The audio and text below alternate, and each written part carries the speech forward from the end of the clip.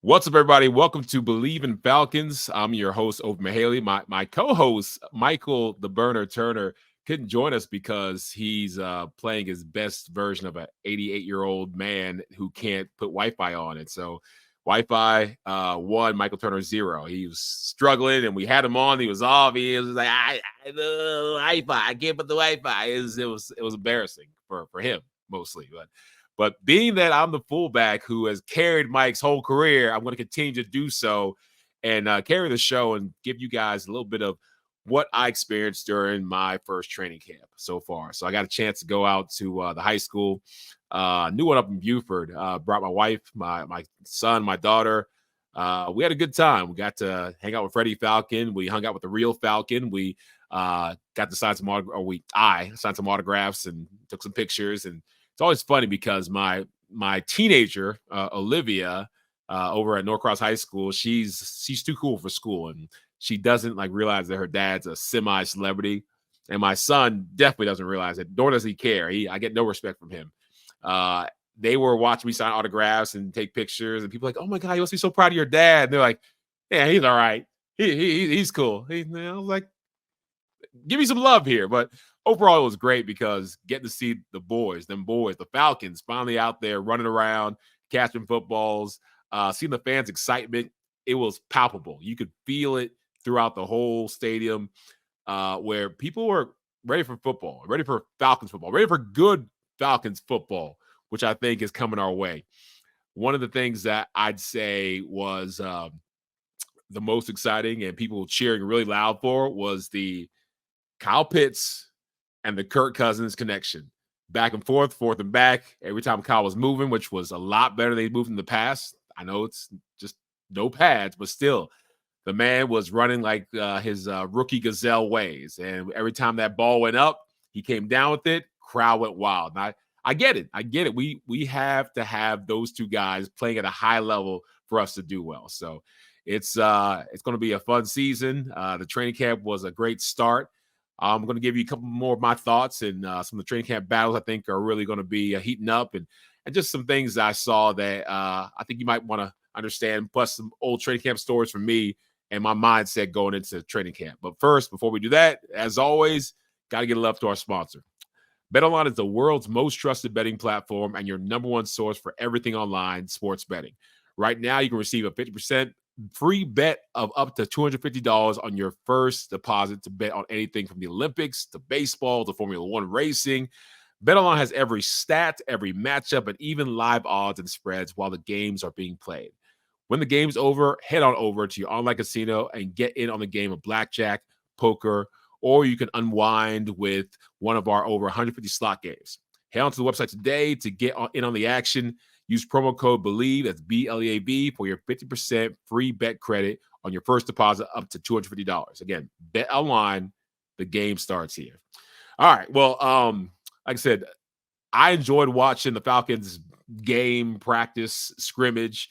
It made me miss it a little bit. I'll be honest with you. I missed it a slight bit because every time this year, and less every year, now that I'm the ripe age of 40, it's less. My knees and my shoulders, my back could probably do 3 plays, and then that's it. That being that I've lost a little weight, I look the part now versus last year. I was 320 pounds, and I look like the part of an offensive lineman. People like, "Oh man, you look great. You should go ahead and get some snaps so you can get in." And I saw some of the old crew, Danny at the training room staff, and my boy Jimmy, equipment room staff, and got to dap up some of my people, and even saw Terry Fontenot, and me and the wife got a chance to talk to Terry a little bit. Again, friend of the podcast, guy came on and gave us some great insight before training camp.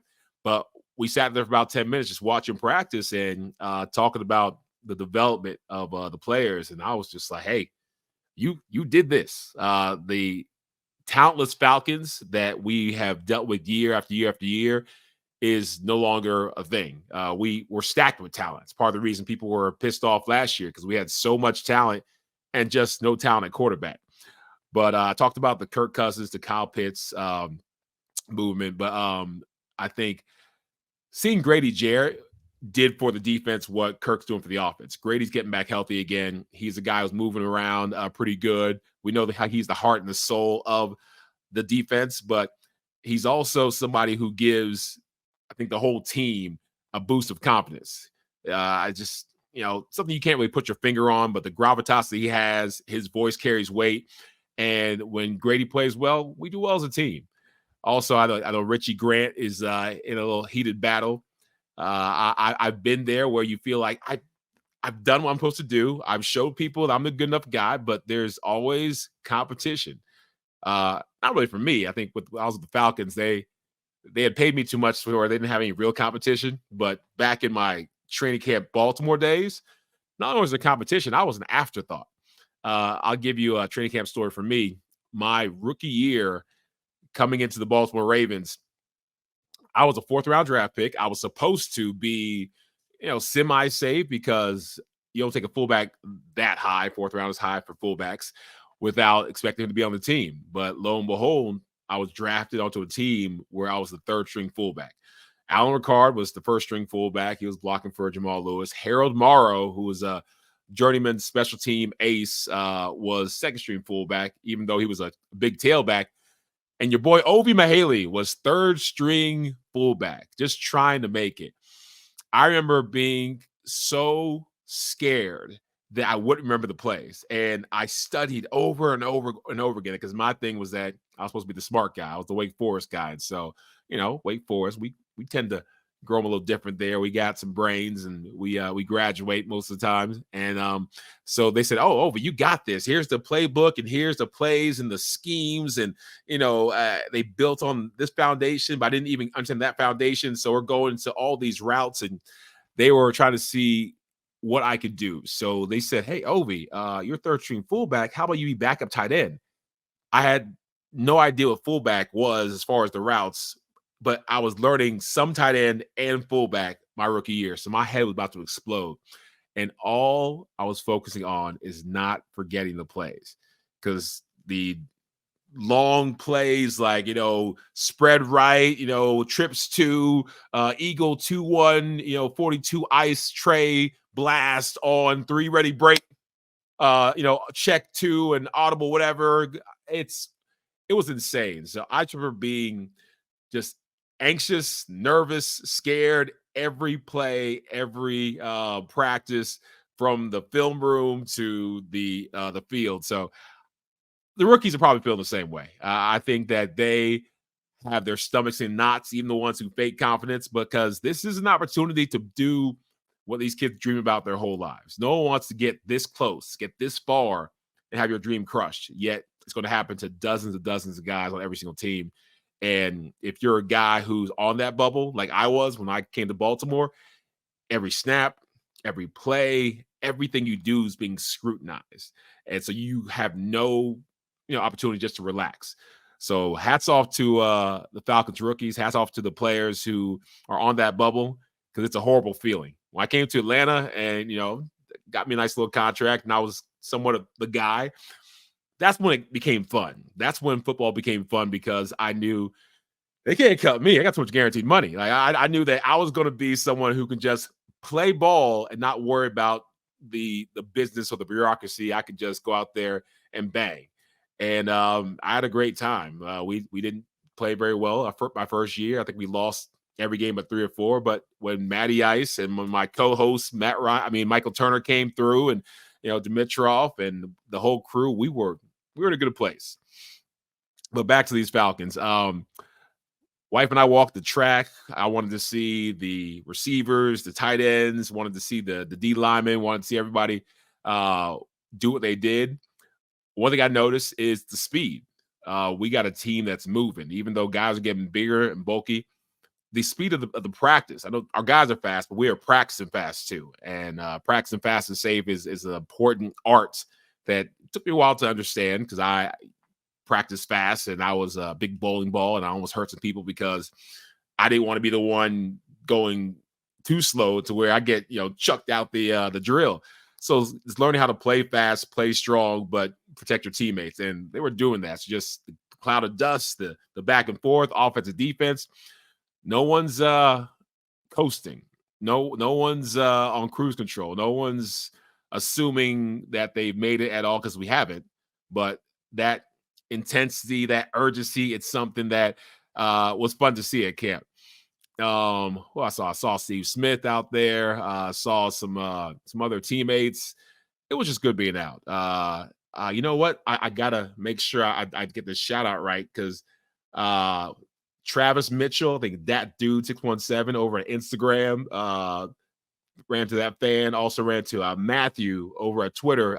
Fan, we're starting to get some fans that listen to the podcast. That, well, first of all, I'm just surprised that people know who I am because I had a helmet on and wasn't really the um now somewhat of a face of the team when I was here, but I was still more of a support player.